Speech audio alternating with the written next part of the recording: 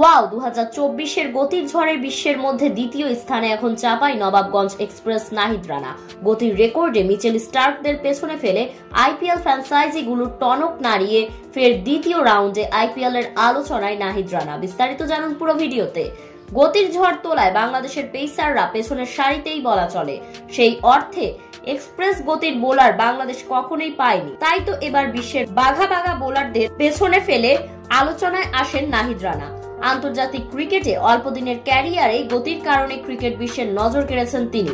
বাংলাদেশের কোন পেসার বলকে 150 কিলোমিটার গতিতে বল করেছেন, এমন দৃশ্য অবশ্য চোখে পড়ার মতো। সেই দৃশ্য এখন নিয়মিতই মাঠে দেখাচ্ছেন 22 বছর বয়সী এই তরুণ। উল্লেখ্য যে চলতি বছর টেস্টে সবচেয়ে বেশি গড় গতির বোলার মার্ক উড। 6 টেস্টে 37.20 গড়ে 15 উইকেট শিকার করা উড গড়ে 145.31 কিলোমিটার গতিতে বল করেছেন।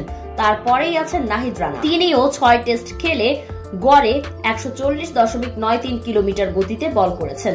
76.78 গড়ে শিকার করেছেন 19টি উইকেট।